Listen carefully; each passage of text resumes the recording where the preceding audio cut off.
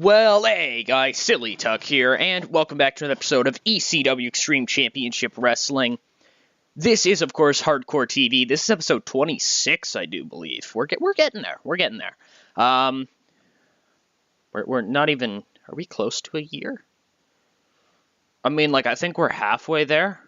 Oh, living on a prayer. Let me think. First week of December. I think we're like half a year out. Wait. Yeah, we're half a year out. That's a guy who's online. Anyways, I wanted to quickly address the title of this episode. It's nothing regarding the episode. But I was just sick with the flu. And that's kind of why you haven't seen videos for a little bit. Yeah, I was feeling under the weather, not so good, not so great, not so dandy, not so fine, but we're back now. I was gone for a minute, but I'm back now. And, that's a Logic reference. Do you know he's both black and white? You can tell that I've kind of just gotten my swagger back, because I'm just dropping bombs. But they keep on forgetting what he wrote down. The whole crowd grows so loud. He opens his mouth, but the words won't come out. He's choking now. God damn it. Okay, yeah, I'm just going to get into the episode. We're, of course, in Hammerstein. Nowhere else to be. There's no place better than Hammerstein, I guess. I don't know, guys. All right. Lay off me. Thank you. But yeah, without further ado, let's run the show. So we're opening things up with Jerry Lynn, our new world champion. I guess I could finally end this storyline because I don't really need it. I'll have to remember to do that. But anyways, Jerry Lynn's in the ring with the belt. Do crowds chant "You deserve it" in 1998? They might just chant "fuck off" or something like that. I don't really know, but I like to think there's "You deserve it" chants. And Jerry Lynn sits there, and he's got the belt, and he's looking around at the crowd. Jerry Lynn, world champion, stands in the ring with the belt. And he looks out at the crowd, and he says, "You know, I was given the opportunity to close the show tonight if I wanted to with my celebration. But that didn't feel right to me. I wanted to open up tonight with each and every single one of you people here with me. With this. Because this isn't just a win for me. I like to think of it as a win for you people, too. Shane Douglas was not a stand-up champion.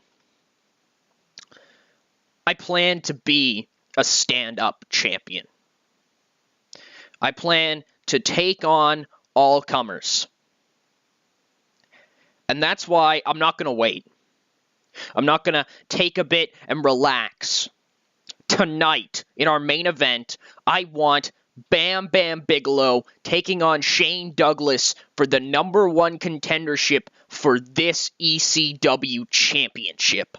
And that's just how things are going to roll around here, as long as this belt's around my shoulder, around my waist, on my hip, whatever you want to call it. As long as this belt is with Dynamic Jerry Lynn, this company will be run, this belt, this roster will be run in the most upfront fashion possible. I like to think this is a new beginning for this belt, for this company, for the culture of ECW, of Extreme Championship Wrestling. I want to make it about competition again.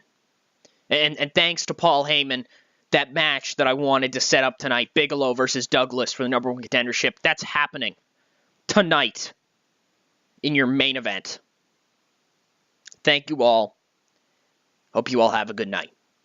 And Jerry Lynn makes a huge announcement. There's a huge match made for a main event. Huge ramifications. And Jerry Lynn is world champion. It's a pretty fun thing to say. Here we have Chris Candido and Lance Storm defeating Danny Doring and Amish Roadkill in 7:44. So a bit of a back-and-forth match when Lance Storm defeats Roadkill by submission with a Canadian Maple Leaf. Of course, Lance Storm is a god when it comes to professional wrestling. Roadkill sustained a swollen elbow. That's not good sounding. Hopefully he's not out for too long. Lance is improving, which is great, because Lance is really fucking good, so if he's improving, that's awesome. Match really, Doring and Roadkill are pretty outclassed by I don't even know what to call them. Candido and Storm. They're kind of... What were they called? Did I drop a reference to it? Were they the Impact players? No, that's Credible and Storm.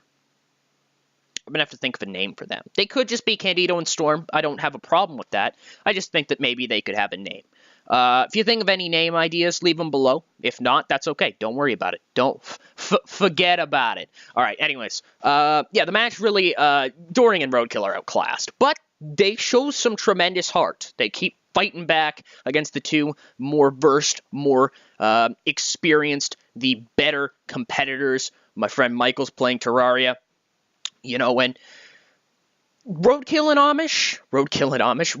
Doring start to get some momentum even. But pretty much when Roadkill sustains the swollen elbow, and he's clearly hurt, Doring comes in the ring, and he's kind of alone, and he's kind of worked down 2-on-1, and that allows Candido and Storm to pick up the victory. Kind of working in the injury into the match. Don't you like that, huh? Isn't that a cool little thing? Thank you, Gabe. I see these things, okay? You don't have to tell me. I notice when these things happen. So backstage, we've got Tommy Rich, Tracy Smothers, and Little Guido. Tommy Rich is saying, oh, you know, when we get another opportunity, those championships are coming back with us. Dudley boys will be counting the days before you lose them. Because this team is a supreme team full of charm. Macho man extravaganza. I don't know what the fuck I'm saying at this point. Full of flair, full of all that good stuff, daddy. And you see right here, there ain't nobody better than the FBI. I don't know why all of a sudden I become Jim Cornette. That's what this is. This is Jim Cornette, I'm telling you. Is it Jim Cornette? Yeah, it's kind of Jim Cornette. And all of a sudden Guido just kind of like stands up. And Rich is like, hey, what's going on? What's going on, Guido? And Guido says, Tommy, sit down. Tommy's like, wait, what? What? I'm your manager, man. I do this. I talk for you guys. I'm the mouthpiece. And Guido says, no, not anymore. Not anymore, you're not. Okay, sit down, Tom. And Rich is like, what? Guido says, from here on out, there's a new director of the FBI. It's going to be me. Tommy Rich has failed this team. He's failed me and you, Tracy. Now, I'm all for having Tommy on this team still, as long as he proves he can play his role. No longer are you the team leader. No longer are you the brains behind the operation. You're going to stand at ringside and be the cheerleader. Help when you can and help when you are told to. From here on out, I'm the leader. And starting next week, I'm going to make changes to this brand, the FBI. Let's get serious. So Bam Bam Bigelow cuts a promo. He's backstage and he cuts it on Jerry Lynn and Shane Douglas. And he says, Jerry, I ought to admit, you like to do things up front, don't you? You wanted to put me in a match against a man I hate tonight in the main event.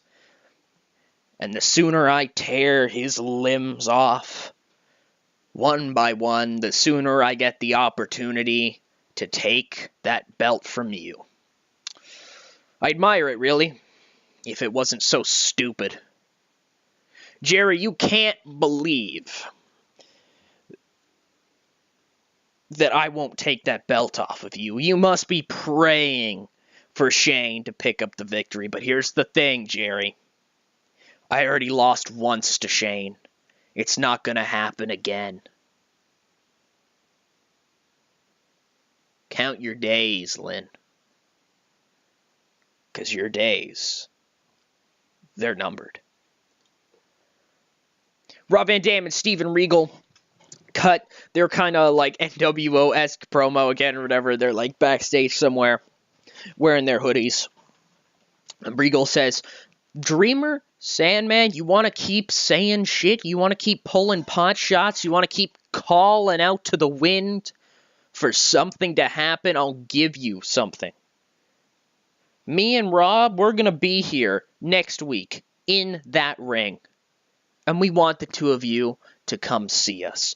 Face to face. Man to man. Because you boys are so upset that we're using our brand. You two are angry at the fact that we're the two best professional wrestlers in this company, and the fact that you two can't top us with your garbage cans and your kendo sticks. So, if you want a shot at beating this new era, stopping the new era, you want to keep your revolution alive, we'll give you the chance. Next week.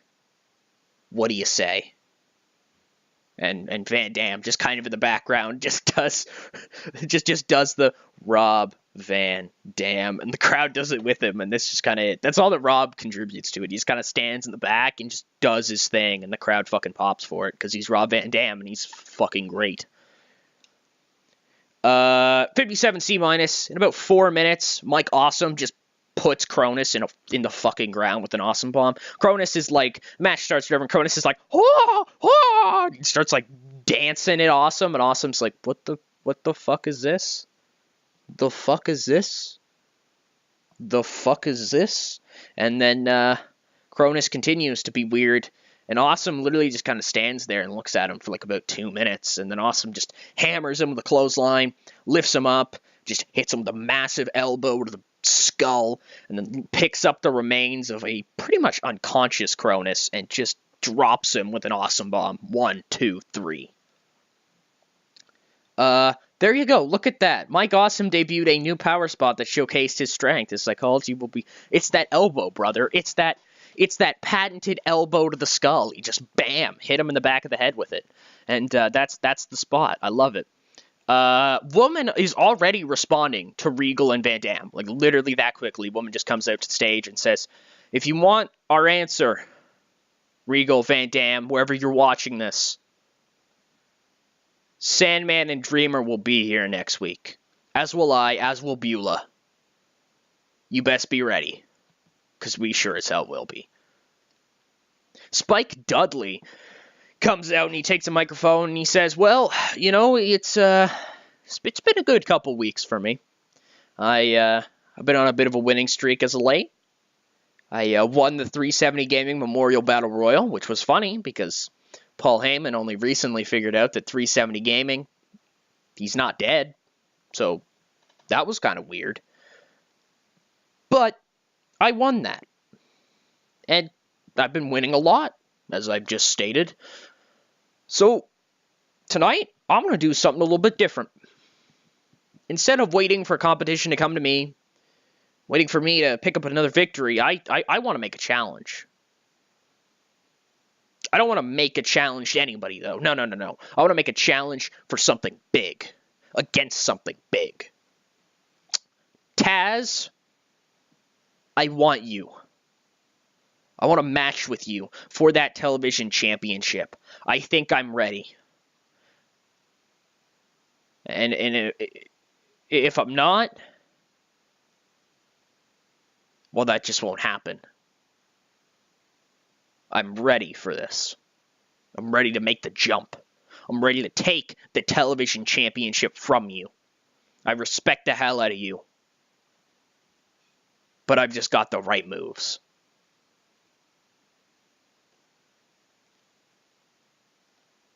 And our main event of the evening, it's a 74 B-. Very, very good stuff. In a bout that had superb wrestling, great heat, Bam Bam Bigelow becomes #1 contender when he defeats Shane Douglas in 1733 by pinfall with a powerbomb following interference from Sabu. So Sabu interrupts this blood feud match, kind of jumps off the top rope, hits Douglas in the face with like, what's the best way to say it? Like a Trouble in Paradise type move. You know what I mean? Like he doesn't do like the flip or whatever. He just kind of jumps off and boom, kicks him in the face with his shin. Stuns Douglas, and Bam Bam picks him up, drops him with a sit-out powerbomb. 1, 2, 3. So this blood feud between Douglas and Bam Bam, if you wanna go by numbers, they're technically tied 1-1. But really, I think these two are going in very opposite directions. With Bam Bam Bigelow becoming #1 contender for the ECW World Heavyweight Championship, and Shane Douglas. Shane says, Sabu, You can attack Lance, you can attack Chris, you can attack Dawn, but you can't attack me. I'm the franchise of this company. Do you know what you're messing with when you mess with me? Because you're not just messing with me, you're messing with 4 individuals.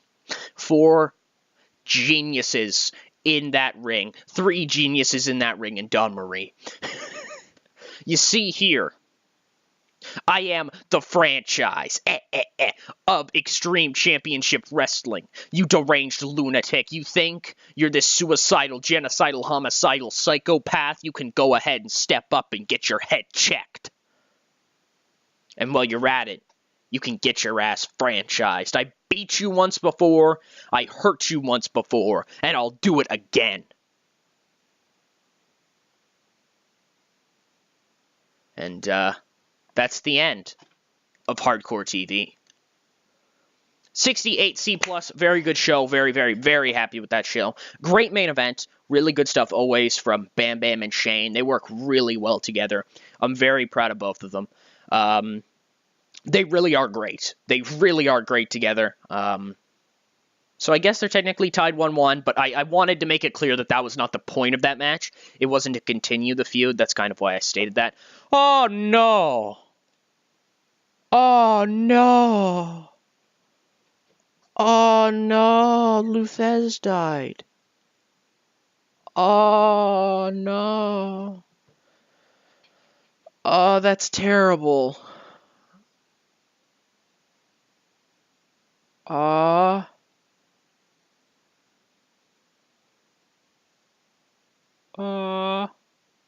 actually upset about that. Fucking greatness. Fucking greatness, and he's gone. That's upsetting. Even though I think he's dead in real life. If he's not, somebody let me know, but I think he is dead in real life. How long is Roadkill going to be out? But I will just quickly check. Sean Waltman is now an average body type. Something I looked at is Sean Waltman's unemployed, which is interesting to say the least. I have no real interest in X-Pac, in 123 Kid, in 6-Pac, in Sean Waltman, especially since he's hurt. I'd let the Fed scoop him up, to be honest. But if they don't scoop him up, I do have him on my short list just in case. We're going to quickly check out how long Roadkill's going to be out. How long is he going to be out? Where do I go for that, guys? Come on. Come on. Come on. Yell at me in the comments. Yell at me in your brain. Oh, there it is. 18 days. Not that bad. Not that bad. Douglas is fatigued. He's 23.2% fatigued. But that's only because I do believe he's worked... what has Douglas worked recently? Is he on exclusive PPA? He is. So I do believe that that is just because he has... Oh, he was working for IWW? The hell is that? I guess that's just because he's been working a lot of shows recently, especially with the IWW tour. I don't really know what the fuck the IWW tour is, to be honest. But yeah, so Douglas, what the hell was his worst rating? This one? The fuck? Why the hell are you butchering my star? Fuck off. That was also better than their World Bout, by the way. That show, that match that we just had between the two of them. Very, very good stuff. I guess because it's a touring deal, it doesn't really count, I guess. I don't really know. That's kind of weird and confusing. Maybe it's because he wants to fuck off and doesn't want to sign with us anymore. But I just keep re-upping his deal. Who knows? But anyways, without further ado, I'd like to thank you all so much for watching. If you guys enjoyed, if you want to follow my Twitter, please do so. It's in the banner at the top of the channel. You can go there. You can see all the cool things that happen within the 6 days here. Yeah, but without any further stalling, thank you all so much for watching. If you guys enjoyed, this is Silly Talk. Signing out.